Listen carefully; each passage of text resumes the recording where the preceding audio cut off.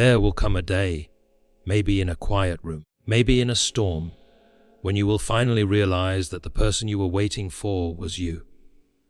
Not a mentor, not a miracle, not a moment of luck, you.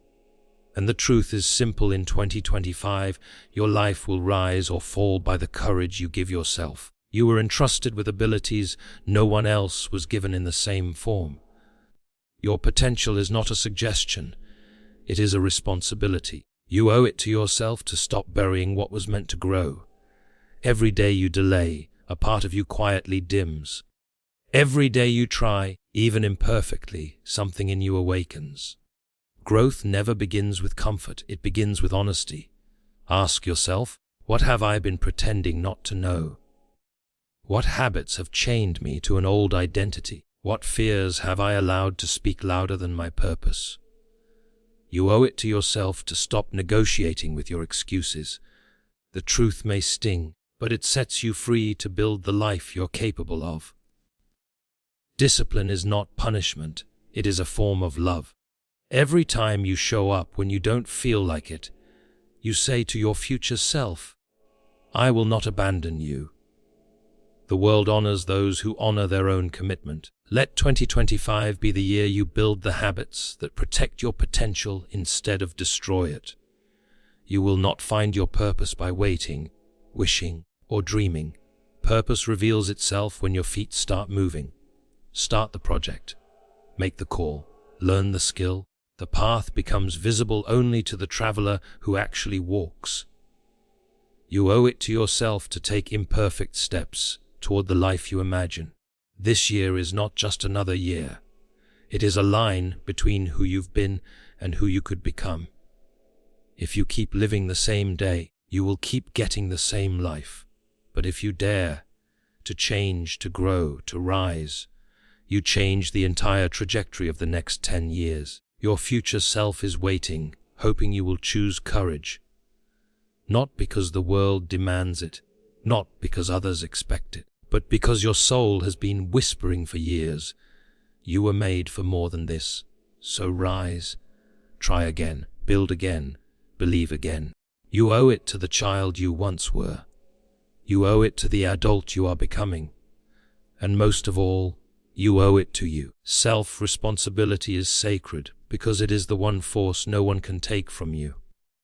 Every person is shaped by family, culture, and circumstance. Yet every person eventually reaches a moment when they must decide whether to remain a product of those influences or rise above them. Human beings want direction, reassurance, and a hand to hold, but relying too heavily on others slowly weakens the inner muscles that make a life strong. Responsibility is not about blame, it is about ownership. When you accept that your thoughts, actions, and habits are within your control, you gain the power to shape your future instead of merely surviving it. People often wait for motivation to arrive like a weather change, but motivation grows only when you act first. Responsibility demands action, even when you feel uncertain or afraid, and that willingness to step forward reshapes your identity from the inside out. Human sociology shows that people thrive when they feel agency, the sense that their choices matter. When you claim responsibility for your time, your growth, and your direction, you increase that sense of agency, which naturally increases confidence. You begin to understand that discipline is not a burden, but a tool that frees you from repeating old patterns. Taking responsibility also strengthens emotional resilience. Instead of being tossed by every setback, you learn to pause, assess what is in your control, and respond with clarity instead of panic. This gives you stability, and stability creates space for ambition. When you hold yourself accountable, you stop outsourcing your happiness to other people's reactions or society's standards. You recognize that the life you want will only come from the work you choose to give. Even small acts of responsibility, waking up on time, finishing what you promised yourself, treating your goals as non-negotiable, build a sense of dignity that cannot be faked or borrowed. Over time, these small commitments compound into a quiet but unshakable pride. You realize you do not need permission to grow, and you do not need applause to continue. Responsibility becomes a personal vow. You treat your potential as something entrusted to you, not casually owned. You begin making choices the future version of you will thank you for, and that shift in thinking transforms your days from reactive to intentional. Self-growth begins the moment you stop hiding from your own reflection and finally face the truths that shape your life. Honest self-confrontation is not an act of cruelty, it is an act of freedom. People avoid it because it feels uncomfortable to acknowledge where they fell short, where they hesitated, and where fear silenced their potential. But the discomfort you feel when facing yourself is the exact pressure that reshapes you into someone stronger. When you dare to admit what you've ignored for years, you reclaim control over your life instead of letting old habits and buried emotions control you. The human mind naturally protects itself from pain, so it invents excuses, distractions, and illusions that make the present feel safer. But nothing grows in that safety. Growth happens when you question your patterns, challenge your impulses, and refuse to let yesterday's version of you dictate tomorrow's decisions. Self-confrontation is not about judging yourself. It is about understanding why you do what you do. It's about noticing how fear manipulates you, how comfort traps you, and how doubt convinces you to settle for less. When you explore these patterns with honesty, you begin to see the gap between the life you are living and the life you are capable of creating.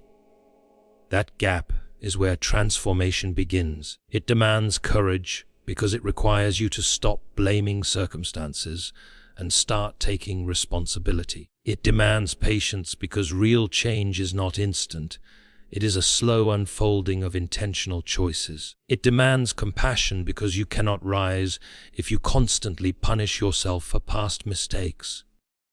You rise by learning from them. When you confront your truth, you stop running from the conversations you need to have with yourself. You stop pretending you're fine when you're not.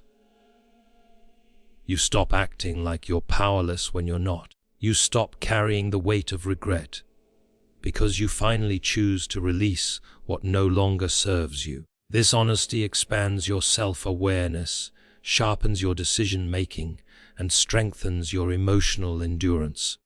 It gives you the clarity to build boundaries, the courage to pursue real goals, and the wisdom to recognize what deserves your energy.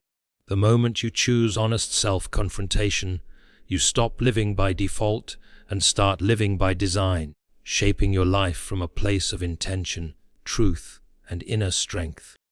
Discipline becomes powerful the moment you understand it is not a form of punishment, but an act of loyalty to your future self. Many people avoid discipline because they associate it with restriction, pressure, or the memory of being forced into routines they never chose. But true discipline is different. It is a commitment you make to protect your dreams from the part of you that wants comfort more than progress. Every small action you repeat becomes a message to your mind about what you believe you deserve. When you show up for your goals even when you feel tired or unmotivated, you quietly build self-respect. You begin trusting yourself in ways that no motivational video or praise from others can create. Human behavior naturally follows patterns, and discipline is the tool that reshapes those patterns into ones that move you forward instead of holding you back. You start realizing that excuses never make you feel good for long, but self-discipline always pays you back in confidence and strength. People who rely only on motivation rise and fall with their emotions, but those who rely on discipline rise and grow even on the days when their emotions are heavy. Discipline is the bridge between who you are today and who you want to become next. It is the internal agreement that says you will not delay your growth because of temporary feelings. It trains your mind to focus on what truly matters instead of what is immediately comfortable. Over time, it becomes less about forcing yourself and more about honoring what you know is important. Humans naturally repeat what feels rewarding, and discipline becomes rewarding when you see the results of your effort shaping a better version of yourself. Choosing discipline is choosing a future where your potential is not wasted. It's choosing to act before you feel ready, to practice before you are perfect, and to keep going long after the excitement has faded. It's the quiet understanding that greatness is built in ordinary moments, through ordinary choices, repeated with extraordinary consistency. Discipline is the promise you make to your future self, the promise that you will not give up on the life you deeply want. Purpose is discovered the moment you stop waiting for perfect clarity and start moving with what you already know. People often stand still because they're afraid of choosing the wrong direction, but staying frozen is the only direction guaranteed to lead nowhere. Purpose grows like a flame fed by motion. The more oxygen you give it through action, the brighter it becomes. When you take a step, even a small one, you learn something about yourself. What you value, what drains you, what energizes you, what feels meaningful, and what feels empty. Action turns the fog into a pathway. Human beings are wired to learn from doing, not from thinking endlessly about doing. You don't become confident by reading about confidence. You become confident by doing the thing you once feared. You don't find your calling by imagining 10 different futures. You find it by walking into one and seeing how it fits your soul. Many people delay their purpose because they want the journey to be painless, but every purpose-driven path has discomfort. Discomfort is proof that you're expanding beyond who you were. The pressure you feel isn't a sign that you're on the wrong road. It's a sign that you're stepping into a bigger version of yourself. Purpose doesn't shout at you. It whispers. You hear it more clearly when you're willing to move toward what interests you, challenges you, or scares you just enough to make you grow. Movement creates momentum, and momentum builds identity. The moment you act, you become someone who tries, someone who learns, someone who evolves. That new identity pushes you to keep going, and soon you discover doors you never knew existed simply because you dared to knock. Purpose also lives in trial and error. Human sociology shows that people learn who they are by encountering different experiences and observing their own reactions. You gain direction not by choosing perfectly, but by adjusting wisely. Every step teaches you something valuable, even if it teaches you what not to do. That alone brings you closer to the life that aligns with your heart. Waiting gives you nothing but time passing. Acting gives you data, growth, and clarity. No dream becomes real in your mind. It becomes real when your feet, your hands, and your courage enter the world. Purpose rewards those who move, not those who hesitate. Every year arrives carrying a quiet invitation, but 2025 stands as a turning point where your choices can reshape the years ahead. Life is always moving, and time does not pause to ask if you are ready. This is why the decisions you make now matter more than you realize. A single habit, a single yes, a single step in this year can echo through an entire decade. Many people underestimate how much change can happen when they commit to a direction with honesty and consistency. Human behavior shows that we follow patterns, and once a pattern becomes routine, it becomes identity. That is why this year is not just another page. It is the beginning of a new chapter that can redefine your entire story. 2025 is a crossroads because it holds the tension between what you have been and what you still have the power to become. Every person reaches a moment when they feel the pull between staying comfortable or stepping into the unknown. That moment tests character more than skill. It asks you whether you will choose growth over fear, The world does not reward hesitation, but it always respects genuine effort. When you decide that this year will not be wasted, your mind begins to shift, your habits begin to align, and your purpose starts to sharpen. You begin to see opportunities you once ignored because your thinking was still tied to your past. Human sociology shows that people become what they repeatedly do. If you repeat doubt, you live small. If you repeat courage, you grow into someone you never expected. That is why 2025 asks you to examine what you are repeating. Maybe the last few years were filled with delays, distractions, or disappointment. Maybe you survived more than you succeeded, but survival is not your final chapter. This year invites you to build, not just endure. It calls you to choose actions that honor your potential rather than betray it. In 2025, you get the chance to set the rhythm of your next decade. Small improvements made daily can compound into major transformation. Tiny acts of discipline can become the foundation of your strength. One brave decision can open doors you once believed were locked. A single shift in your mindset can begin a chain reaction that touches every part of your life. You stand at a powerful intersection, and the direction you choose today has the power to rewrite your tomorrow. You owe yourself the life that aligns with your highest potential, because no one else can walk the path designed for you. And deep within, you know that settling has never truly satisfied your soul. Every person carries a vision of who they could be at their strongest, most focused, most alive state, and that vision is not random. It is a psychological echo of your unrealized capacity calling you forward. Human beings suffer most when they betray their own potential, not when they fail, because failure can be healed, but self-abandonment creates a silent wound that grows in the background of life. Choosing your potential means choosing the discomfort of growth over the comfort of stagnation. And while others may support you, cheer for you, or walk with you for a moment, none of them can walk in your shoes or pay the price of your dreams.